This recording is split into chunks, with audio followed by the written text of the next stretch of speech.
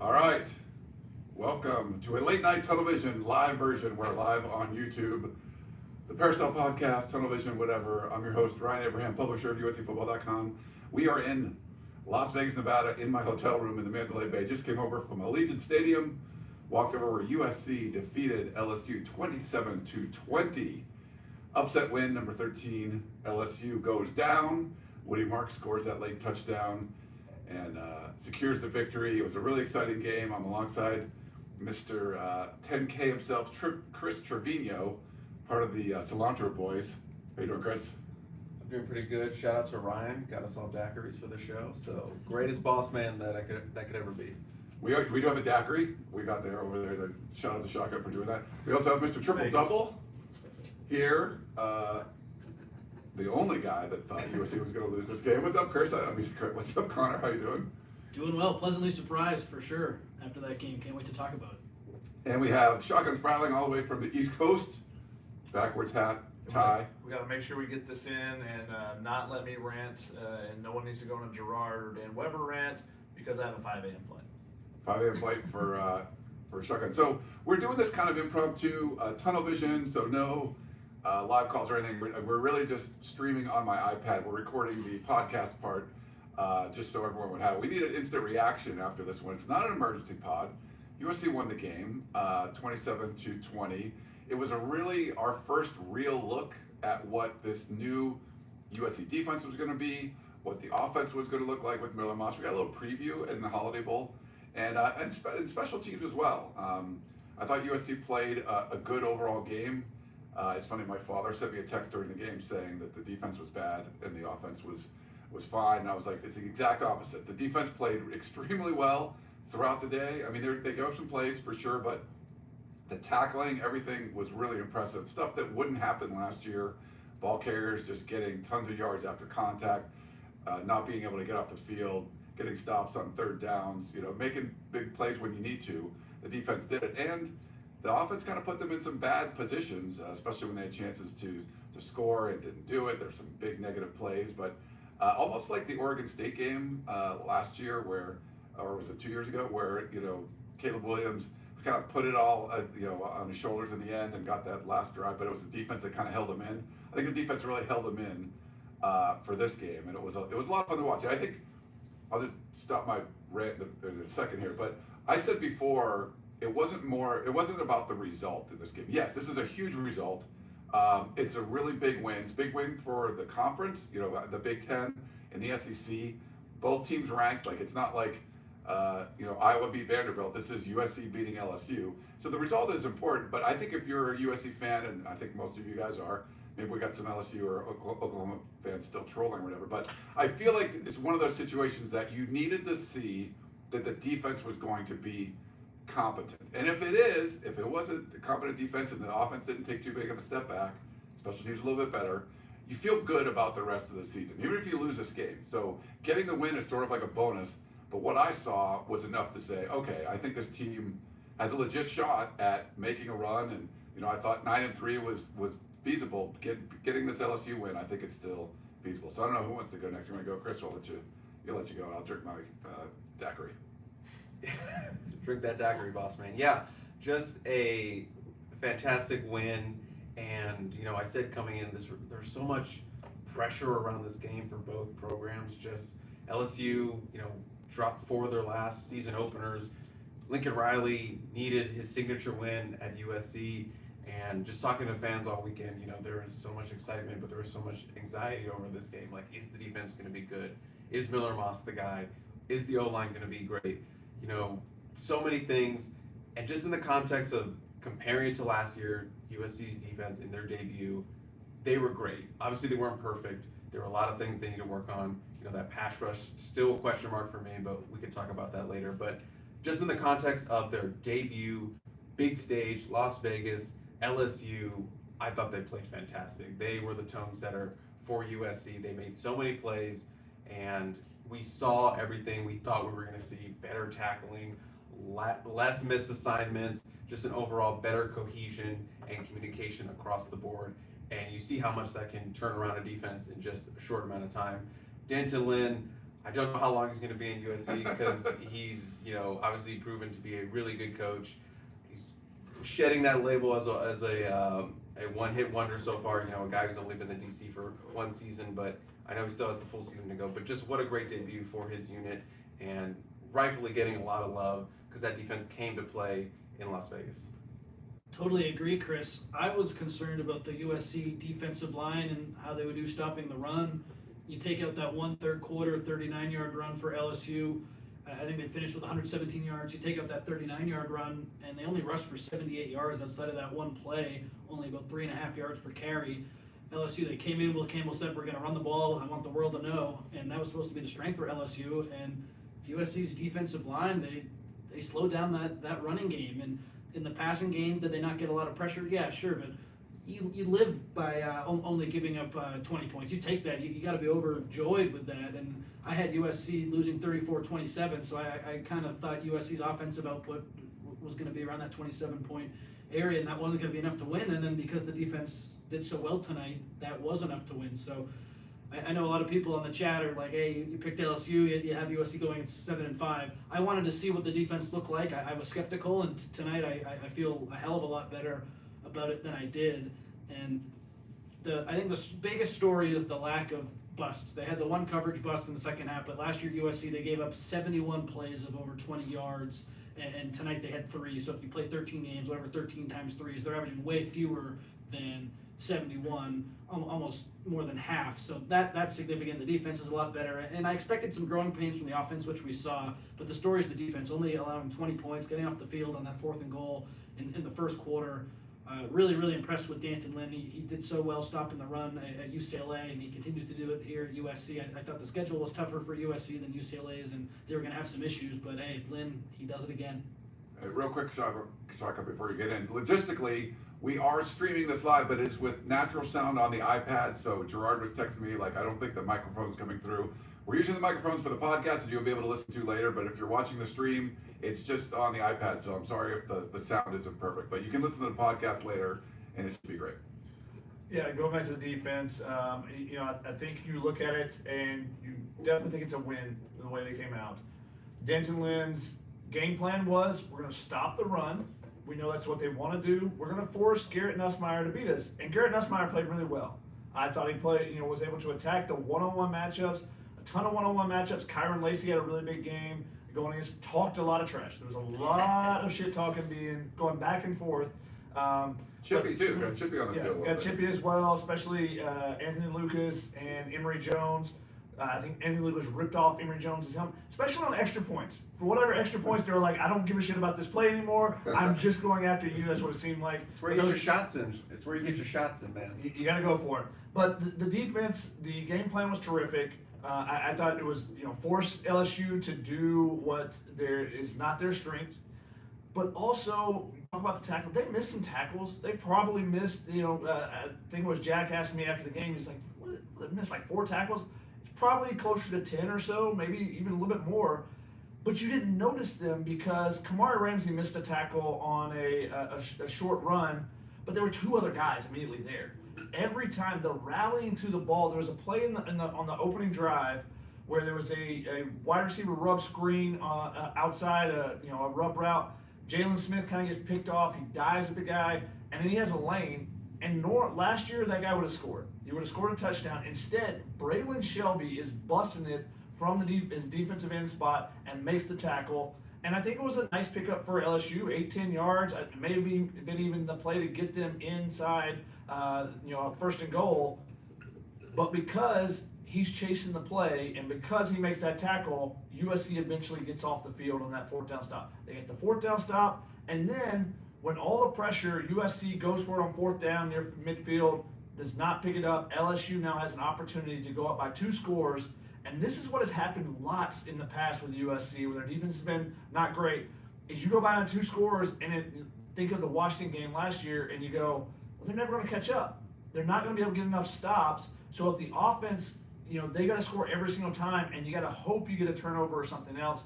And instead, 3rd and 1 and just absolutely stuffed them. That was the most impressive play of the entire day on the defensive side. I won't say the most impressive overall because that Kyron Hudson catch was unbelievable. Either one, top play number 1 on SportsCenter and top play number 3 on SportsCenter for Kyron Hudson. So pretty good night for him. He sealed the deal there and or set them up to win the game. And then Woody Marks sealed the deal, but the defense was terrific. Let's give him some praise. Team captain, Kyron Hudson. Yeah. That's true, and Jack brought up a great point in his analysis. You guys can watch that as well. But he talked about all the veterans on this team. You looked at, everyone want to talk about those sophomore receivers, and hey, they made some nice catches. Jacoby Lane had a touchdown. Deuce Robinson, nice catch. Zachariah Branch breaks the kick return. But the player that led him in passing, receiving, and rushing, tackling, all the statistical leaders were all older guys. Miller Moss, Woody Marks, Kamari Ramsey leading them in tackling, all veteran guys. Now, some of those guys have come through the transfer portal, and then the leader in receiving was Kyron Hudson, a guy that has been overlooked, and everybody's talking about those sophomores. Oh, they're going to lead. And Kyron Hudson's the guy that does everything right for you, and he goes out there and makes 2 really significant catches for USC to help them win this game. After the game, we got to hear from a lot of different players and coaches. So Lincoln Riley started off.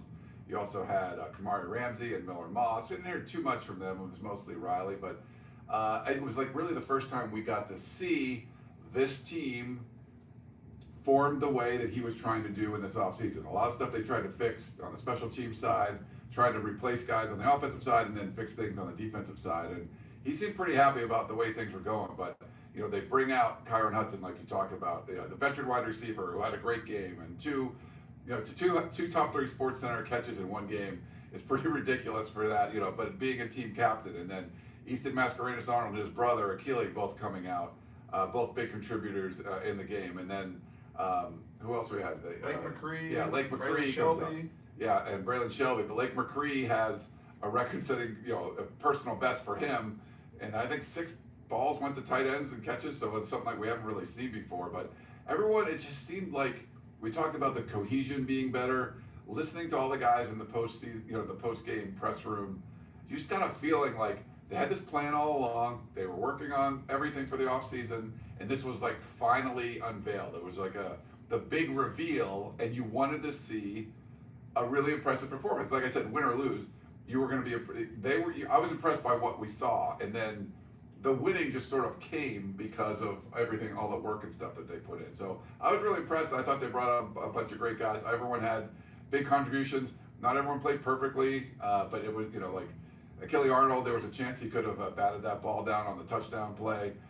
There were just plays that, and Kyron Hudson, had a touchdown in his arms that wasn't able to secure in. But they all made enough plays, and if someone failed, then people were ready, right behind them to pick up the slack and get. So they didn't get down on any kind of adversity in the game. So to me, just the chemistry of the team, the overall makeup, I was impressed with, and seeing what they said after the game too, I was as well. I don't know if you want to. I think the chemistry too, Ryan, USC was in trouble in the third quarter when they were down 4 and going backwards. They had those penalties and then almost lost a fumble there, and it looked like, okay, LSU, they're going to get the ball back, and if they score a touchdown to go up 11, that's probably going to seal the deal. And I think that's where the camaraderie and the chemistry comes in. Obviously, the defense was really talented. They're well coached. That plays a big role too. But I think the togetherness and the fact that everyone's on the same page, we'd see a team that maybe wasn't as connected probably drop the rope in that situation and go on to lose. And USC, that they held firm. That game was kind of going the way I expected it. USC's defense was way better than I thought, so let me just start there. But I felt like LSU was going to outlast USC, and at the end of that third quarter, it looked like that's what was going to happen. Yeah. They were up by 4. They got the ball back, and credit to the USC defense. I think that was when they got the 3rd and 1 stop on that next series, shocking that you talked about. The defense put them in a position to win. And like I said earlier, the offense, it wasn't perfect, but they made enough plays to win the game, obviously. I just am blown away with what I saw defensively from USC, because when they were down 4, I thought LSU, that's when they started to run the ball a little bit better. And I really thought that USC was in trouble there. And that didn't end up being the case, of course. And shout out to USC. When the going got tough, they made plays, they won the game, and they're just so well coached defensively. That's a big takeaway for me. I was really, really impressed with what I saw. And just to point out, this is their first game together as a unit. This was their debut, and they were really, really good. I mean, compared to last year, again, I've said that they were great compared to what we saw last year, and this defense has only going to get better, we feel like, because they're still learning this defense, they're still learning this scheme and playing together. And just to your point, Connor, I mean, we've talked about it on many an instant analysis, how we felt like this team liked each other more. Now, I'm not saying last year's team hated each other or anything, but this team just felt super, super close to each other, and it feels validating to be able to see that, and then we see it on the field and see when they play. So, yeah, you made a lot of great points, and I just wanted to add that, this is still their first game together, and I'm excited to see what it continues to grow to be. But, man, the coaching and the coaching staff Lincoln Riley's built has passed their first huge test. Yeah, and to your point, Eastern Mascarenas Arnold after the game, he was asked about the statistics and them stopping the run or how much they held the run. And he said the statistics don't really matter. It's about we stayed together. It was talked about one team, and that was something that was mentioned by multiple people, was about the team and the way they worked as a team. Complementary football, defense picking up the offense picking up the defense, all that stuff there. I talked with a former player, a former USC defender, and asked him, what did you see different? What was the biggest thing that was different to you? And he said, the ability, the mental fortitude to fight through and not, when you get to 3rd and 1, just be like, it's 3rd and 1. They only need 1 yard. They've got 2 elite tackles. They're just going to be able to run behind somebody, and you give it up, and that drive starts going potentially. I thought very similar, excuse me, I thought very similar to Connor. When they scored that touchdown, they got the 3rd string guy, they get the big run, they get down there, they run it in on USC. It seemed like, okay, maybe they're going to start wearing USC down. And I think one of the big differences, and Braylon Shelby mentioned this afterwards, was their size. The fact that they have, more strength, the strength and conditioning, they didn't wear down at the same rate that we saw some of the teams last year where they were competitive, and it just felt like they can't get a stop anywhere because they can't get off the field on any 3rd and short type of play. So I thought that was something that really stood out too. And I have to say, we got a super chat from Trojan Fight that said, Connor, you want to rethink that 7-5 prediction? Oh. Yeah, 7-5 looks like that's probably not going to happen now. So, yes, I am rethinking that, and I'm afraid to give another prediction, so I'm just going to pass the mic. Yeah. We got one more super chat from Sophomore Season Sports. The Shotgun, what's up, bro? It's CJ. We met before the game. They're setting up the 10th Fight On Trojan family. CJ, great to meet you before the game.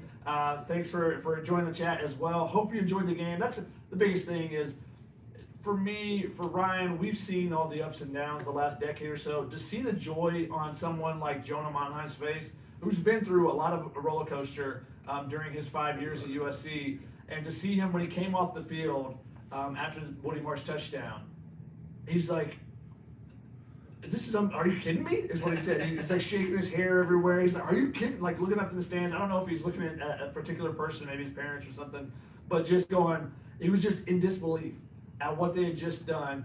And I mentioned this on this analysis, but Ryan, I want to get your take real quick. Yeah.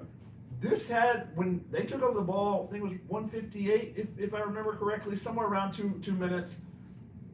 I thought this was Ohio State, Matt Barkley vibes for Miller Moss. Yeah. I think that was Barkley's second start. I think Miller's second start here.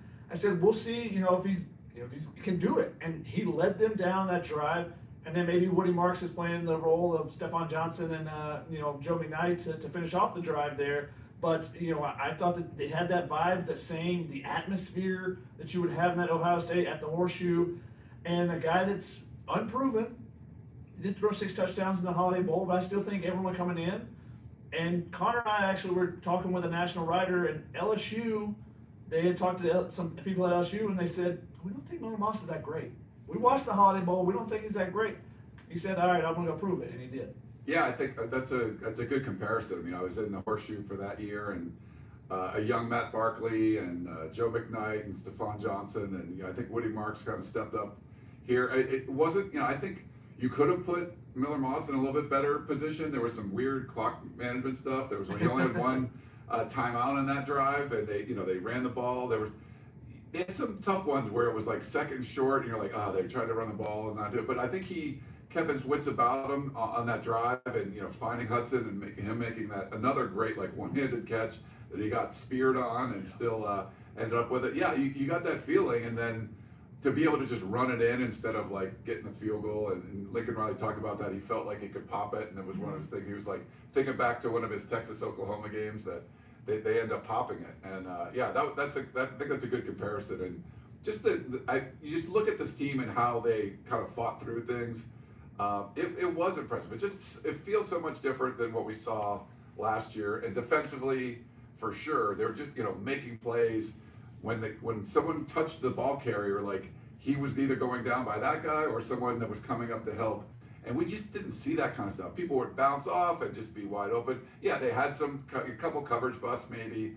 There were some big plays given up, but for the most part, I think they handled things really well. I need to give 2 shout-outs real quick. So Sir Eric of Troy, we had a couple of great events here in Las Vegas, so at the Flanker, so shout out to them. But Sir Eric of Troy, today's his 22nd anniversary being on the website, so shout out to him. Awesome. And then and Troy Chang wrote in, he said, if you get a chance to slip into the podcast about the meetup, if you could shout out Troy the champion in the Thunderdome Fantasy Football League, so we can rub it into his other league mates. So go rub it in, Troy. But yeah, thanks everyone. And thanks everyone for coming out. And so many people, we just walking from the stadium to the room after we were getting our drinks, it took about an hour to get here just because so many people are stopping and saying hi. People were taking pictures with us. It's just been a lot of fun this weekend. And to see the USC fans, which probably maybe it was like a little bit more LSU fans, but it was pretty close. LSU was pretty loud. USC fans got loud too. I thought they represented really well. The whole Trojan Marching Band was here. So having the USC band perform pregame, and the LSU band didn't bring enough to do that. I thought they could have been outclassed by the LSU fans because we saw them everywhere. Mm-hmm. But I think USC showed up. They were really happy. And then obviously getting the win, it's a big deal. This was a big time environment like that Ohio State game, but it was sort of semi-home game for USC in Las Vegas. And I think this was a really great, you couldn't ask for a better start to the season than what we saw today. And Ryan, you mentioned the LSU fans, I think they were louder in the stadium. USC fans definitely got loud later in that game, really, made their presence. And then the LSU fans got real quiet for some reason. I don't know exactly what happened. Yeah, I got real quiet real quick for them at the end there. I did want to comment on something that you just mentioned, just a great start for USC. I think me and Shotgun talked about this on the Helium Boys, just a little plug for our podcast. But I said, it might have been the 2-minute drill, Shotgun, but both of these teams are desperate for a win here because you get set up so nicely for the start of your season. Now USC is 1-0. Let's be honest, they're probably going to be 2-0 after Utah State coming in. Then you get a bye week where you can rest up before you go to the big house in Michigan, which didn't look all that great in their opener. So maybe they're a little bit worse off than we thought they were going to be. But still, it's Michigan. It's in the big house. A lot of attention on the game. But just the fact that you're essentially, let's say, 2-0 going into the bye, you get an extra week of prep for the Wolverines. I know that's going to be a tough task. We haven't talked about the O-line. I thought they were okay. They had some moments, and then they had some moments of, not so great play. And that Michigan front is going to be the best one that they're going to play this season, I think. But still, you're such in a great position. You're playing with house money, it feels like, going into that game, just because I don't think a lot of people expect you to win that game, but not a lot of people expect you to win this game. So you're off to a great start, 2-0 into that bye week. It's just the best thing you could ask for as a USC fan, and like you're rallying this team. With the offense, Chris, I felt like the offensive line, you're right, there were some growing pains. I like that they've settled on a 5, though. We were wondering maybe if Amos Talele was going to come in for Alani Noah. Noah had that false start at the end of the game, which put USC in a tough spot, but they overcame that. I felt like overall, is the LSU front great? No, but USC, that offensive line, I was nervous about it, and Miller was sacked a couple times, but overall, I feel like they get a passing grade. Their rushing wasn't really great. That the running game was kind of non-existent outside of that Mark's touchdown at the end. That will be something they'll work on, but they played well enough to win. And then I just want to shout out Miller, because this was a game, USC had a couple fumbles that really would have hurt if the other team had recovered, but Miller did an excellent job for the most part of taking care of the football, and this is a game where one turnover probably flips it in the other direction. If there's an interception or if Miller has a strip sack, then we might be looking at a different outcome. And for a guy who only started his second game in this kind of environment, I know he's experienced and he's so smart, but I felt like he took another step forward tonight. One of my friends texted me, I'm really impressed with the USC QB. Everyone, I think nationally, says, oh, no more Caleb Williams, they're going to be in trouble. And of course, Miller's not Caleb, it's completely different. he really impressed me tonight in a way that only Miller Moss could, if that makes sense. I felt like he's had 2 tests, one in the Holiday Bowl, passed that, and then tonight, in a different way, he passed this test tonight too. Yeah, I think when you look at the Holiday Bowl, you can look back at that, and similar to the LSU, staff or players looking at it, you can say there are some danger throws, as I would call them. I don't think we saw any of those today. I mean, the only things that were anywhere close to an interception were the balls that were batted, and that's something that they'll have to work on with the offensive line of, punching guys in the gut, basically, to get their hands down. That's basically what you do. You just punch them right in the gut, those hands come down real quick. But outside of that, he used the tight ends over the middle. Big Eddie, we met this weekend, has been great getting to see him around. He's in the chat. He wanted to point that out. He said, using the tight ends over the middle. He was just playing roulette. He's in the chat now? Yeah. We just saw him play all about roulette. it. But yeah, I think using the tight ends, that's a safety blanket. That's something that Caleb Williams didn't do a lot of, but something Miller Moss did.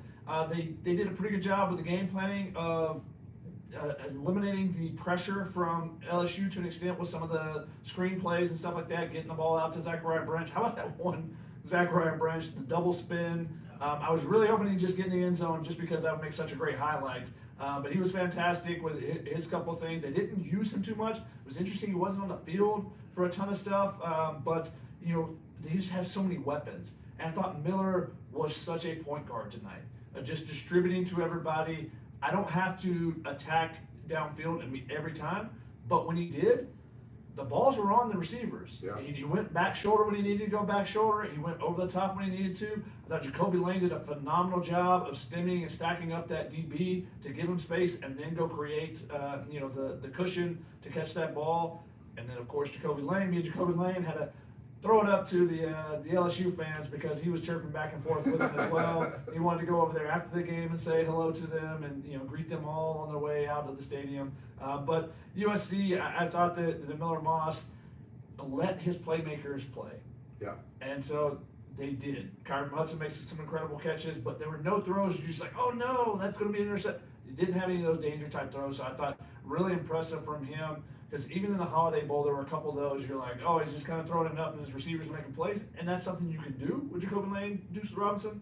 But tonight was just kind of pinpoint with everything. Yeah, I thought they should have thrown the ball. I was talking to Connor in the press box down the field more because, especially they came out in the second half and they were just all the stuff at the line of scrimmage, the weird trick play that didn't work, and it just seemed like the best advantage USC had on offense was getting the receivers intermediate routes, maybe downfield a little bit more, but mostly intermediate stuff.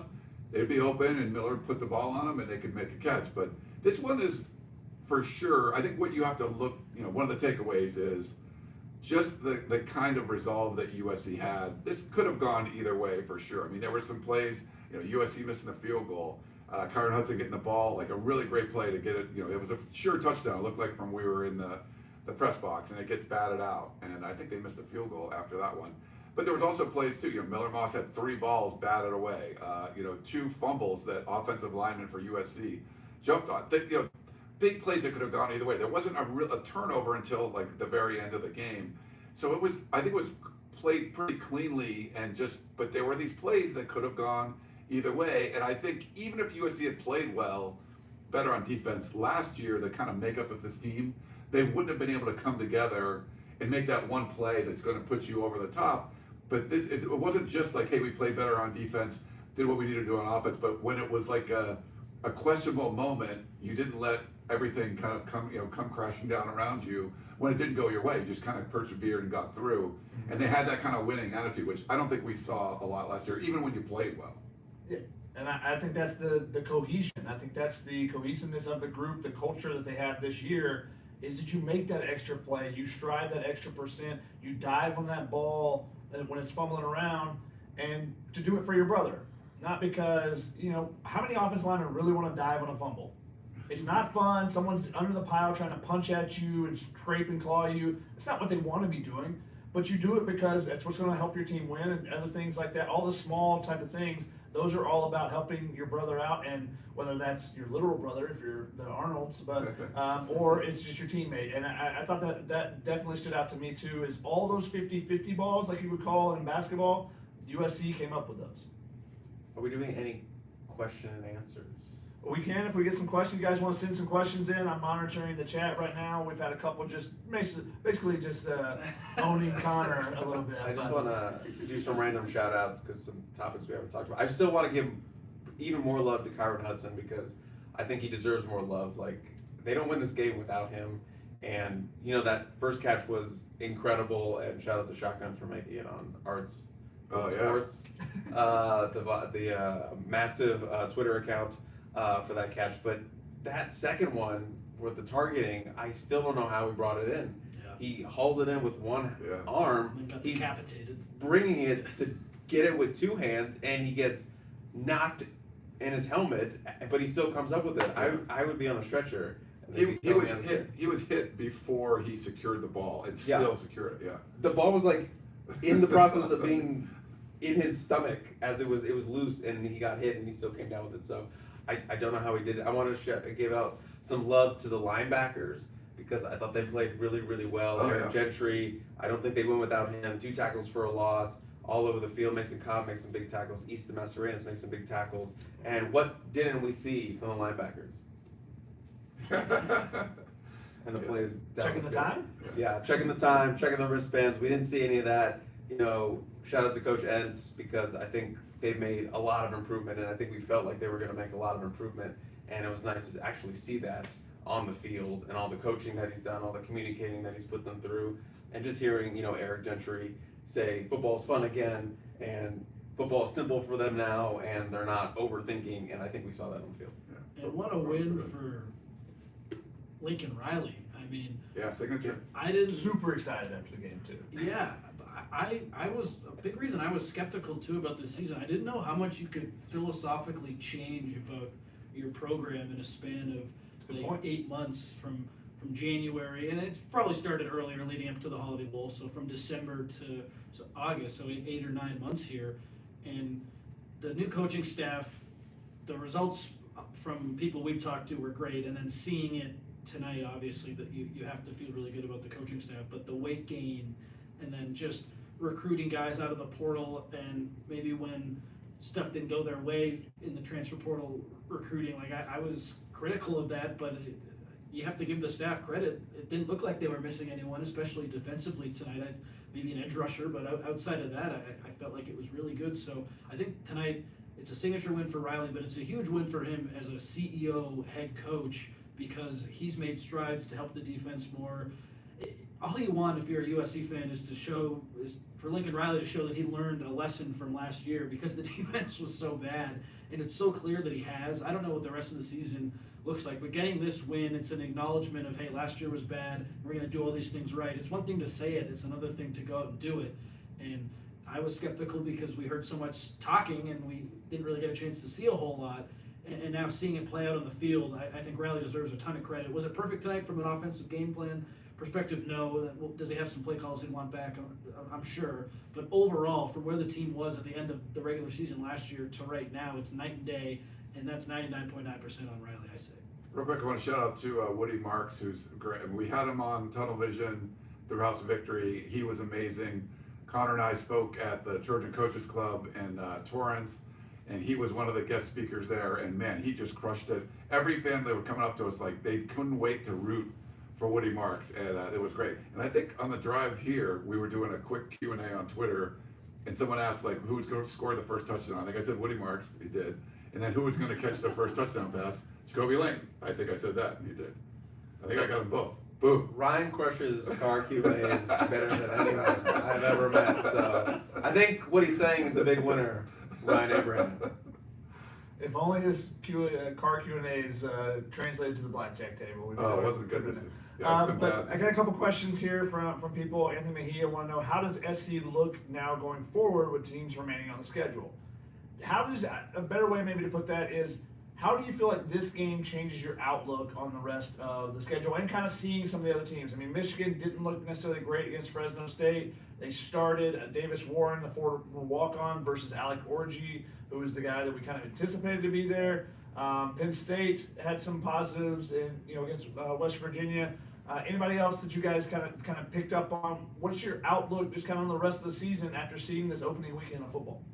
Yeah, I think obviously the outlook looks much better now that you've got this really great resume win. You showed a lot, especially defensively, and I think the offense is just going to continue to get better just as Miller grows into that, QB1 role for the full season, and those sophomores begin to assert themselves more. So I think we have to change our outlook. I think we have to look at it like, hey, 9 or 10 wins were going to be hard, but it is possible. But now it looks like a real, true possibility for this team. And obviously, week 1, we don't want to get too, over the top with reactions and stuff, because teams are going to get better, teams are going to get worse. We'll see what happens, but just not feeling too much of the the daiquiri right now. I'm not saying they're going 12-0, but I will talk about, hey, playoff is expanded. If they continue to play defense like this and the offense continues to grow, I think they're going to be a good team in every team against every opponent they have. They got the Penn State game at home. That's going to be big. And they have that stretch at the end where they're playing on the West Coast. So we're going to have to see how they go through. We'll see what the Michigan game looks like. But, yeah, I have to say the outlook looks improved, at least from my perspective. I thought 9-10 was a possibility. Wasn't so confident about it. I'm still worried about that O-line depth because, an injury away from, it being in a dire situation. But right now, yeah, I'll take the little daiquiri buzz I got right now and say, yeah, I feel like 9-10 is very reachable for this team, considering how they played on defense. Because of the defense, I feel like the floor of the team is a lot higher than I was giving it credit for. So my 7-5 prediction, I think that has to go out the window. But I will say this: I don't know consistently if you're going to win every week if you can't run the ball and you can't pressure the quarterback. And tonight, LSU's offensive line, that's probably the best offensive line USC is going to play. So I don't know if we can have these big takeaways about getting pressure on the quarterback from tonight. But those were, I think, the two real weaknesses. And then that offensive line, it was solid tonight, but I still think there's some work to be done. So those are the two big questions I have. And it's, it's still a really hard schedule, and people will roll their eyes hearing me say it. USC is just going to be challenged week in and week out where I didn't feel like they were last year. Floor's a lot higher. Defense is way better than I anticipated. I will own that. I still think it's going to be a grind this year. And 7-5, they'll be better than 7-5, but we'll see. Yeah, I think, real quick, the teams that look the best that I saw that USC's playing this year: Penn State, Notre Dame getting a big win on the road, and then Nebraska looked really, they look good too. So, but USC gets all those teams at home. So I think with Michigan, there were some offensive concerns today, and I would say you could be less concerned about that with Lincoln Riley and things going forward. But LSU, I don't know how good their defense is going to be, but Michigan's going to be a lot better. So there could be some concerns that the offense struggles even more against a really good defense like that. But I would say the three teams that I saw that looked the best, USC gets them all at home: Penn State, Nebraska, and Notre Dame. Yeah, a couple of comments here. Slap Happy and the Forgotten Man said they both watched some LSU channels, I guess, during the game or after the game, and watched them lose their shit on YouTube. So they're crashing out online. Yeah, just like the guy we saw as we were leaving the stadium that was crashed out, sitting in a chair outside the stadium with some puke beside him, and quite smelly. An LSU fan tweeted that out for you guys. If you want to check it out. Kurt want to know what hotel we're at. We're at the Mandalay Bay, which is right off across the street from the stadium. This was the official LSU headquarters, I believe. They have their alumni association, so we saw a lot of them coming by, and we saw somebody win at the table as we were walking towards the hotel room, a USC fan, and they go, "Yo, yeah, go USC, let's go!" And just see the hurt in the LSU fans. There was a large guy coming towards us with all purple on. I could just see him look over there. He wanted to say something. He did. But he didn't have it in him. Because that's what happens when your team loses like that. USC took their soul tonight, basically, in this one game. Not for the season, but in this one game. And the fans were expecting these big things. And unfortunately for LSU fans, this has been a recurring current at the beginning of the season. This is 5 straight years they've lost the season opener. Chris and I were in the media workroom after the game talking with one of the reporters. One of the TV reporters that covers LSU, and he's like, "They're going to Clemson next year to start the season. I ain't going to cover that shit." Yeah, I heard that guy. He was coming out of like when we were walking out, and he was like, "I can't believe it's 5 straight years." He's like a LSU TV guy, but he's obviously a fan. He's had the purple shirt on and everything. But yeah, I think I saw the same guy. It was pretty funny. Lamont wants to know, Connor, do you believe now? I believe in the defense a hell of a lot more than I did, that's for sure.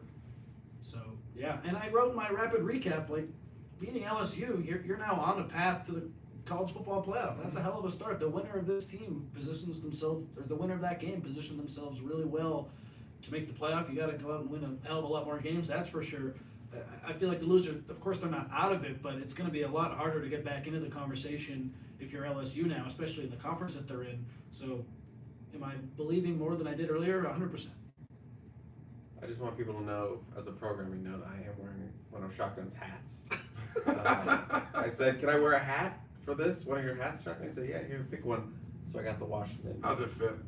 It actually fits better than I thought. So You have a big head? Is this or a small head? I have an average 7 3/8 is usually the most average. So I'm like size. average. Yeah. I'm The average most male common head. size, I would say. Okay. Paul wants to know why the early bye again. So usually USC schedule, the reason why they always have to play Stanford super early, and the reason why that their byes are a little bit different than a lot of other teams is because of the Notre Dame game. The Notre Dame game creates different wrinkles because they play at the end of the season, and 1 year, and then the next year it's in the middle of October. So because of the uniqueness of that rivalry, and because the reason why Stanford was always so early is because they were also playing Notre Dame, is they would have to make amendments to the schedule for that. So that's why they have the early bye. Works out well for USC, I think. The fact that they will play, and it's not like they go the rest of the year without having a bye. It's not like they have 10 straight weeks or 11 straight weeks like it was a few years back, because the Big Ten is a little bit smarter about their scheduling than the Pac-12 was. No. Craziness, I know.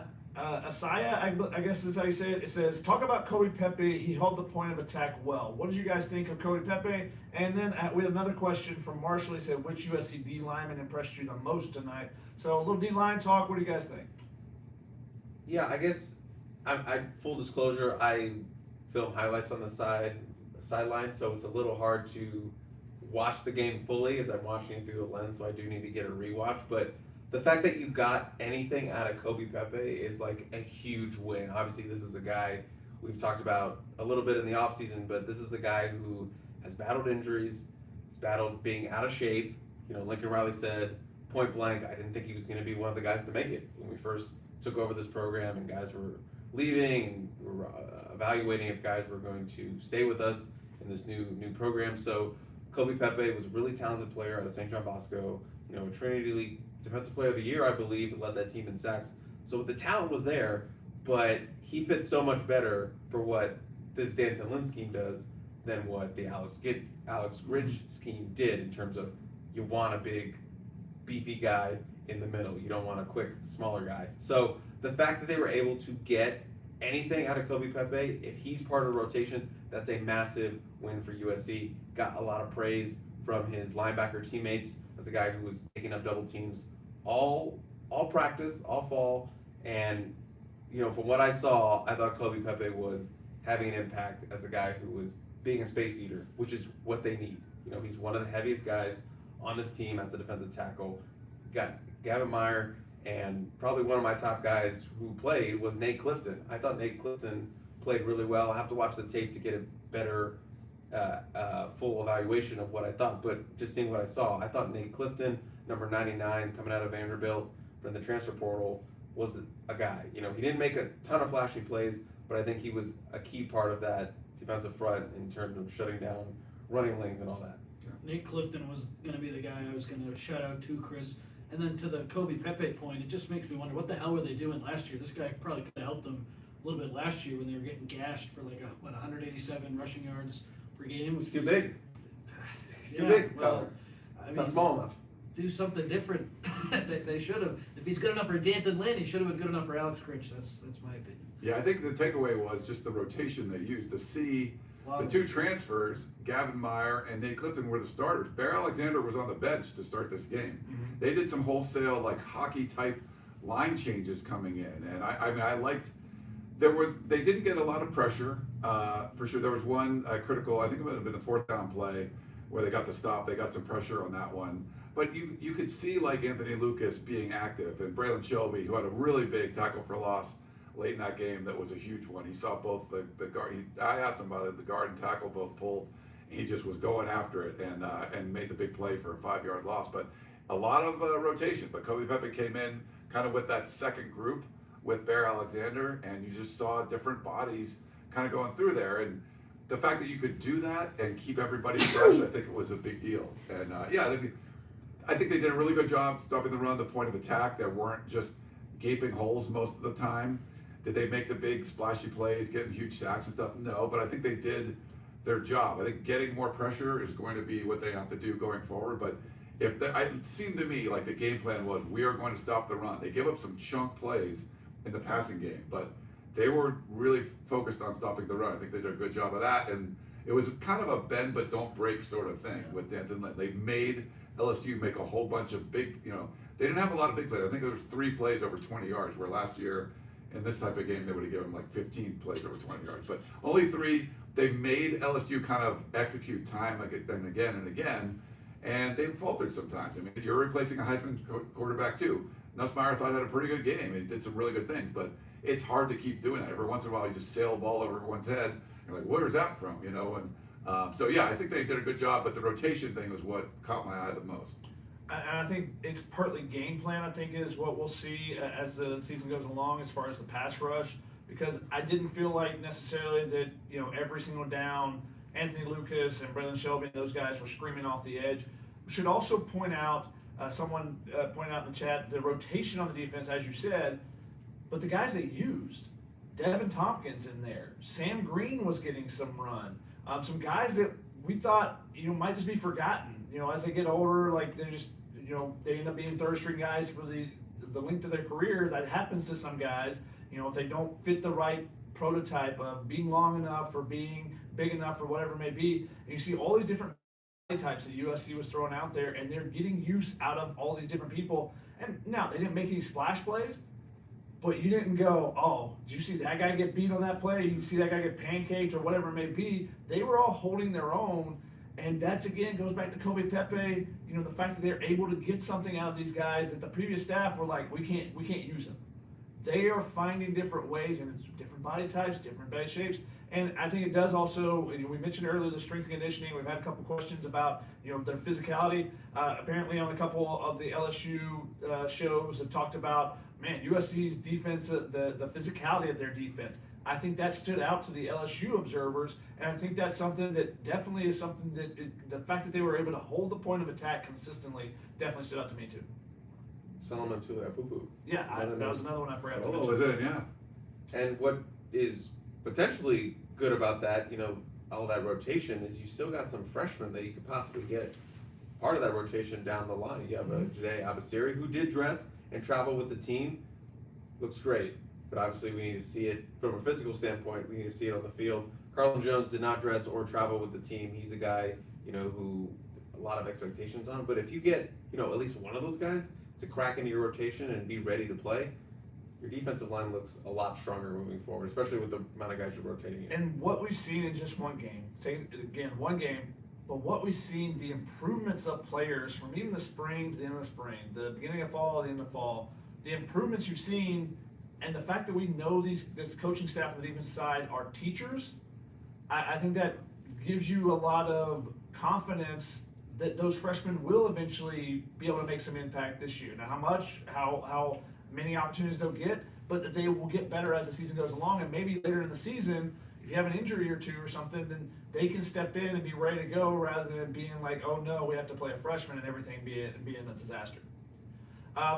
Alan sent us a super chat. Alan in St. Louis, he said, I live in the middle of Mizzou country, and everyone gushes over their DC Baker that LSU just got. I've got multiple texts tonight from Mizzou fans saying 27 points is good.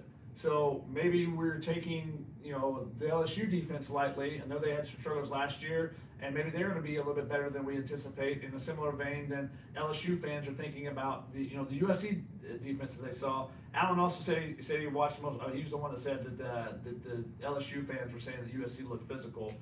Would you guys agree? And I think we kind of discussed that. Yeah. Torian said, I thought this was a good question. This was brought up actually. Someone asked Lincoln Riley about this, but how does this play into recruiting? Which players do you see this impacting? Now, we don't have to go into the whole thing because Chris and Gerard will eventually be doing that this week, a little two-star action. But Lincoln Riley said he hadn't turned his phone on yet, but he's like, when I do, it's going to buzz for a while.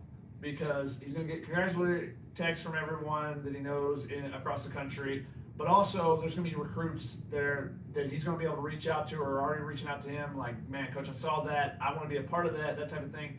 These type of marquee wins, the fact that no other game was going on at this time, if they could watch it, it's because of the DirecTV thing. That's true. If those recruits were able to watch it, then they're going to be impressed by this. And the fact that what Lincoln Riley and the staff have been trying to sell these recruits through this offseason, we're going to get better at this, we're going to get better at this. They did that.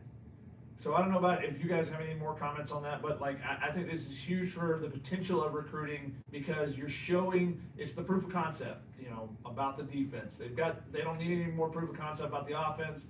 You can show we don't have to have a mobile quarterback necessarily. We don't have to have a dual threat guy. We can have a pocket guy and he can pick apart a defense, because that's what we're going to do in offense. We're going to be able to do things like that. So I think it's huge for recruiting in different aspects there. But big wins like this on marquee stage, especially when you have it to yourself, I think definitely stands out to recruits. Yeah, I mean, if you're talking about a recruit, like a lot of times I don't even know what's going on in the game, but like you said, this was the only thing in town. Like this was what everyone was watching it, but there was something being sold. There was a bill of goods that Lincoln Riley and the staff were talking about. Hey, we're going to be nationally relevant again, not sixth in the Big Ten and no one's going to care what's going on. This was the big stage. I mean, you didn't have a lot of marquee games, especially between the Big Ten and the SEC. You get this win. It was really impressive. You said the defense was going to be better. It was.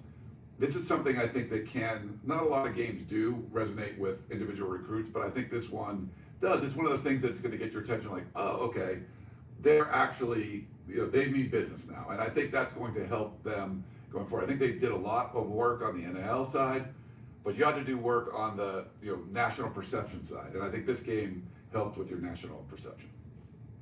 Yeah, I mean, obviously, thank you for the plug, my fellow Helium boy, but we'll do a much more detailed breakdown with Gerard on the It's going to two-star. be like 8-hour podcast. Yeah, it'll be something like that.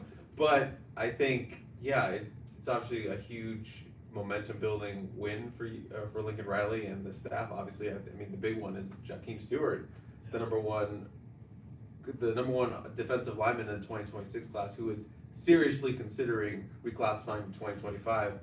A Louisiana native, LSU very big on him. USC a serious contender for him thanks to Coach Henderson. Obviously, when you pit two of the schools you're seriously considering, it really helps if one of them comes out on top and they get a little more momentum from that. If you go look at his Twitter, very pro USC retweets going on right now. So huge one. Ryder Lyons, the 2026 quarterback that was in the stands, at this game, he is very pro USC at this point. His brother is on the team, was in the stadium as That well. helps. Obviously, that does help. He's blowing up early to start his junior year. Some impressive mobility he's showcasing. So, yeah, there were some big time names in Allegiant Stadium tonight, and USC certainly made an impression. I believe Juju Lewis, USC 2025 commit, was also there. So potentially your next two quarterbacks, USC, with Ryder Lyons, obviously his brother being there.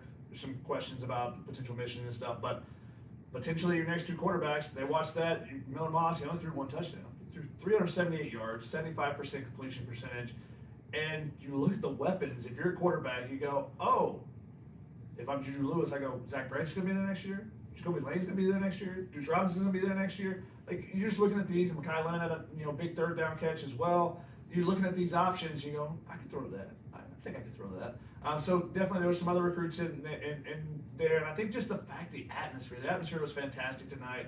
I think if you're a recruit, those are the things that I think stand out more, and maybe we don't hear them talk about it all the time. They always talk about wanting to see the atmosphere, but that's something that you remember. That's something when it comes down to that feeling. You get that feeling, you get the goosebumps of being in the stadium and things are going crazy. There were several photographers and media people down the sideline talking to me as the game was going. Like, you just see the giddiness of being in those big tight games, because those were the fun ones for us to cover as well. So I thought it was interesting. A lot of people, just the reactions that we were seeing on the sideline. So I know those recruits having similar ones as well. I mean, straight up, this felt like a playoff game in terms of just the atmosphere around it. Yeah, true. And a bowl game at the minimum, playoff game, and the fact that you have two big time programs, big time conferences, going at it. And to piggyback off that, Kuda Carlos want to know, where does this game rank for season openers that you attended? It was incredible being there. This is a Ryan question. God, I got to recall. I don't remember. I got to remember some season openers. I mean, this is much better for USC than last time they played an SEC team in a season opener. Yeah, that was bad. There was a Penn State one in like the 90s, back like a kickoff classic. I think the Virginia Tech. In the Meadowlands, right? Syracuse, yeah, they had a big time quarterback. I forget, was it McNabb? No, I forget who it was. But Virginia Tech one, that was good. That was big. That was like the Matt Leinart era. There were some good ones there. Trying to think of some other like big openers. The Auburn game, was that the opener? Auburn, yeah, was that an opener? That was a huge one. Yeah, that was like Auburn had a few first round, like couple like running backs that were amazing, and USC goes in there. Leinart's first collegiate pass is a touchdown, and I think Loftus-Tupu got a pick, and they shut him out. It was like 23-0. So, and as Dan Weber wrote in his column this week about how they had practiced their touchdown Auburn chant, one side of the stadium, the other side of the stadium, to make their PA announcer that had passed away. They practiced it before the game, but didn't get to use it during the game. Yeah, that's a tough because one. USC got the shutout. Yeah, but this is definitely up there, and I think some of it just being USC going into a new conference, and of the 4 teams going in, Oregon certainly has the most buzz.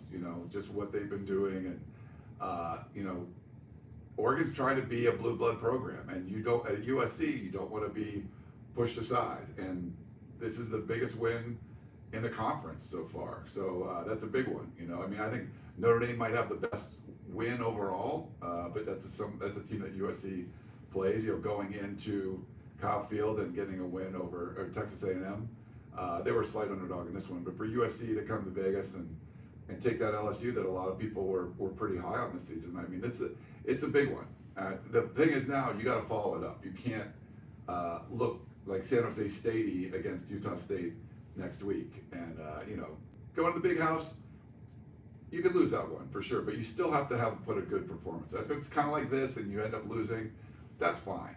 That's a game that no one's really expecting you to win. Maybe they are a little bit more now, but this is definitely a big win. We haven't seen a kind of win like this for Lincoln Riley yet, and it's something that I know he wants to try to build on. And for USC fans, it's been a long time coming. It was a great 2022 with Heisman and all that kind of stuff, but ended sort of poorly. This is just a great way to sort of like get things kicked off, and fans should be really happy about this one. Gerard chimed in the chat and said that Auburn was the best opener, in his opinion.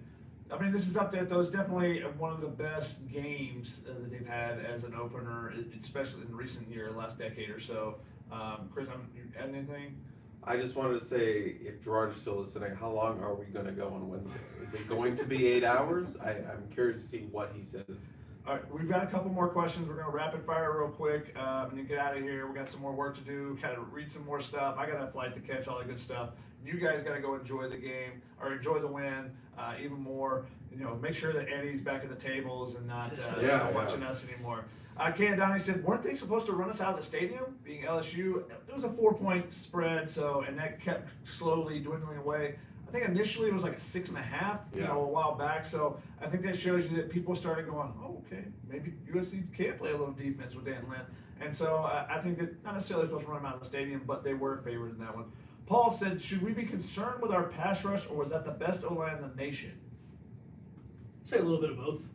I think Anthony Lucas, we've heard so much buzz about him, and for the second straight season, it's one game, I don't want to write off his whole season, but he didn't really see much from him. I feel like you're going to need him to really pop, to have a good year. Braylon Shelby had a nice play. He's someone to be excited about.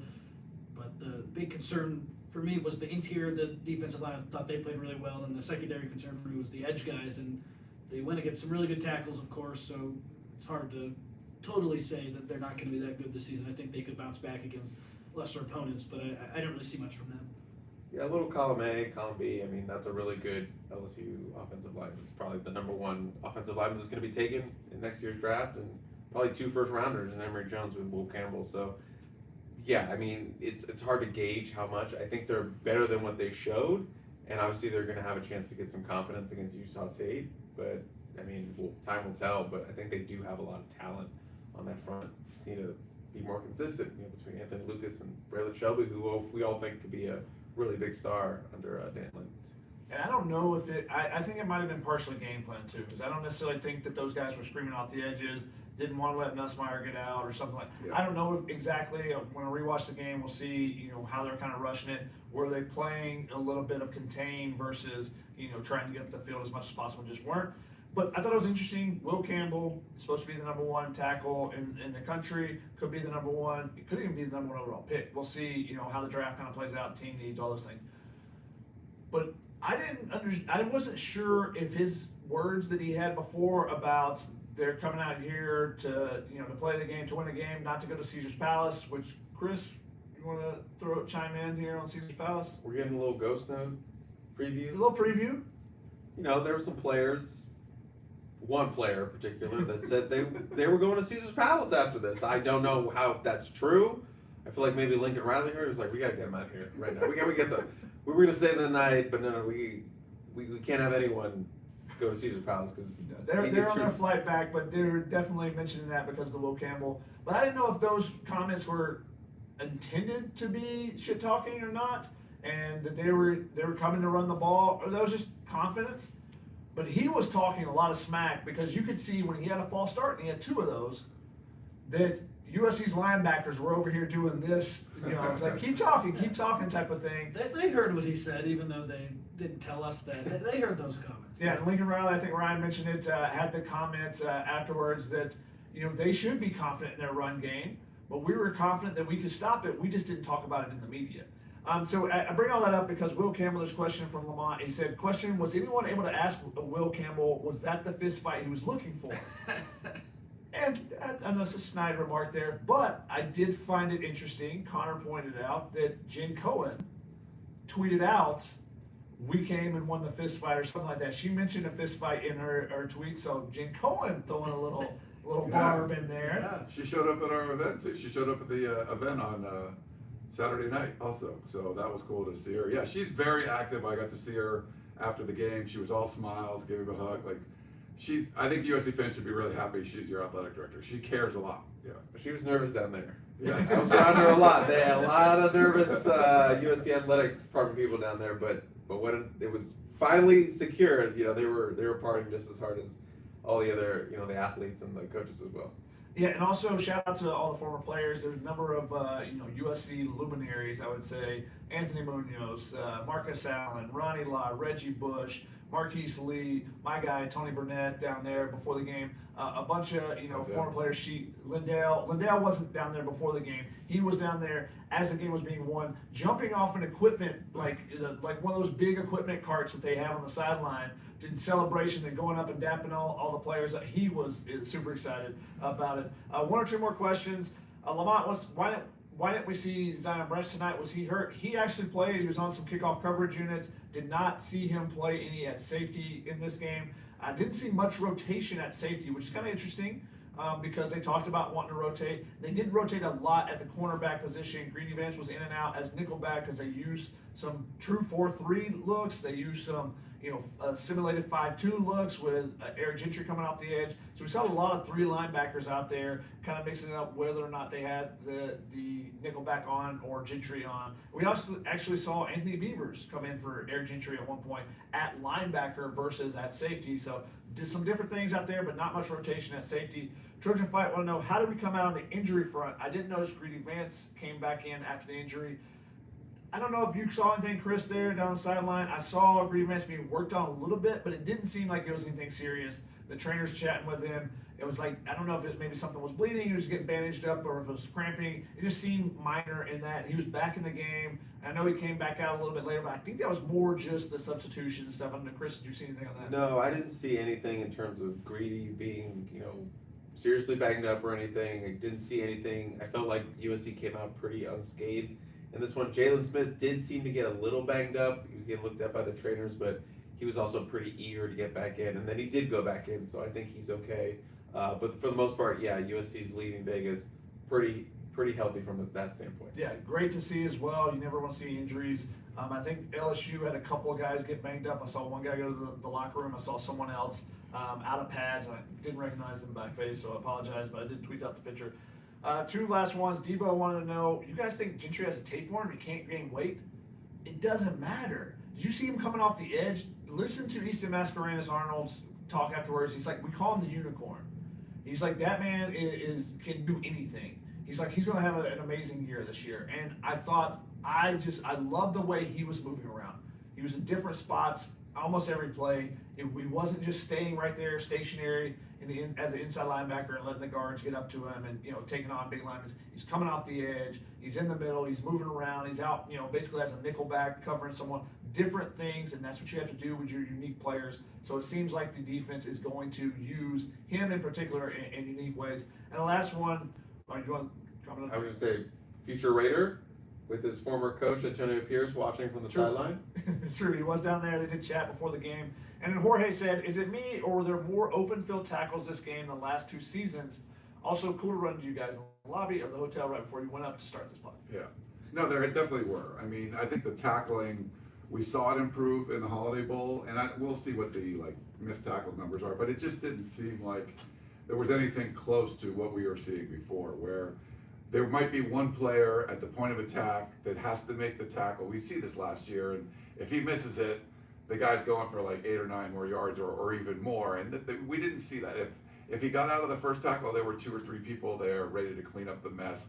It just seemed like the run fits were, they did a good job doing where they were supposed to be. There weren't these huge lanes that opened up. You're going to get some busts every once in a while, but for the most part, everything was solid. Guys were getting hit, and if they weren't tackled, they were slowed down enough that someone else could make the play. It just, if you just watch those plays, it was just like, that wouldn't have happened last year. That wouldn't have happened last year. And so that, I think, was one of the more impressive things to me. They were making those plays. Definitely. And I remember after the Pac-12 championship loss to Utah, Lincoln Riley was so mad, and some reporter had the gall to ask him, do you guys practice tackling? I think those questions and those days are over, which, if you're a USC fan, hallelujah. That defensive performance and just the coaching overall, I feel like USC looked better coached than LSU, and LSU had some costly penalties. USC was just more ready to go. And when we watch college football in week 1, it's all about those teams that are ready and are up for the moment, and I felt like USC did a much better job than LSU in that regard, which was a surprise to me. I thought LSU, after losing all the openers that they've lost, they'd finally get their act together. And I mean, we all saw Brian Kelly slamming the table after that game. He didn't do a good enough job getting his team ready to go. Lincoln Riley did a much better job, and that showed up on the scoreboard. I think if you're Lincoln Riley too, and you're self-grading, you're probably not giving yourself a great grade as far as the time, how you handle the time management, and also just the way he called that. Some of the plays that we're calling were kind of weird, and that's, he's really good at all that stuff. At least on the play calling side, that's stuff you can fix.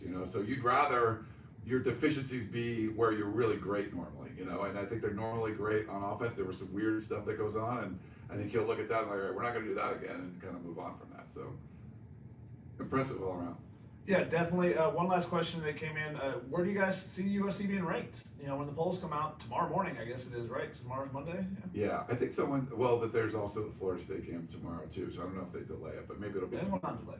But I think someone had posted on the Peristyle before that's like, if USC wins this game, they'll basically swap. So USC will go up to 13 and LSU will go down to 23. So I would say that's probably the baseline, something like that. What do you think? I think they're going to be 10. No, they could be 10. What do you think? I'll say 15. Oh, you're a little pessimistic there. I think it'd be closer to 10, 10 or 11 or something like They'll that. swap with Florida State. Isn't Florida State 10? I think they'll take their spot. Yeah, and then The thing is, it doesn't really matter. It's a long way away. It doesn't really matter, but that's our guesses there. Guys, thank you so much for joining us. We've had almost 350 people watching this. Geez. It's amazing to have you guys. It's so late. Welcome to my hotel room. To be joining us. Do have to say, there's only a few hours left on our 75% off sale. It's the best sale of the year to get an annual membership, so you can be a member of the P, so you get all this stuff that we're doing right now. You get all the insider information as well. You get access to Chris's Game Day Ghost Notes, which in my opinion, no offense to you guys, is our best piece that we have on the site, a best VIP piece. But you can only get that if you sign up. So take the opportunity now. It's $224 a month right now for an annual membership. It's a deal you can't beat. yeah. I'm very humbled by that, so I appreciate it. But yeah, I still got to write It's probably gonna be like 3,000 words. I still gotta go write on that, so we can wrap this up. Yeah. So much happened tonight. There was so many. I got ghost notes to give him. I mean, the excitement afterwards, all the players, the excitement before the game with all the USC dignitaries, I would say. All the fans coming back to this casino. So much going on. So Chris's game day ghost notes are going to be the thing you want to read tomorrow. And we're getting up early to drive back to LA, me and Chris and stuff. But I kind of want to go back down to the casino and just see some of the USC fans out there. It was a lot of fun doing that. But this has been a lot of fun for all of hopefully a great start for your season. I know it was a long off season. You guys are waiting a really long time. I want to give a shout out to my crew. They absolutely crushed it. Shotgun got like the picture of the century on that Kyron Hudson play. Chris Trevino, like I said, the notes he puts out there, you have to check them out. There's all this stuff. I mean, I'll be at the same thing he is, and I learned stuff just by reading his notes. I'm like, oh, I didn't even see that stuff, so he's really good at that.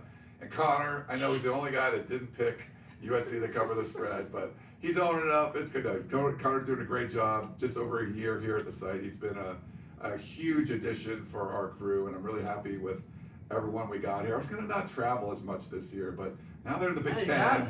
Now how can I not? But thank you to all you guys, and thanks for everyone for watching. We did a whole bunch of live streams today. We had like 3,000 people watching my pregame live stream, and the fact that you guys are up here after midnight watching it, we appreciate all that. So for Shotgun, Connor, Chris, we got triple double, we got 10K, the Helium Boys, all that stuff. I'm Ryan Abraham. Hope you guys enjoyed the show, and we will talk to you next time. Do you want to hit that? Oh no. Thanks, everyone. What do I have to do? The X at the top.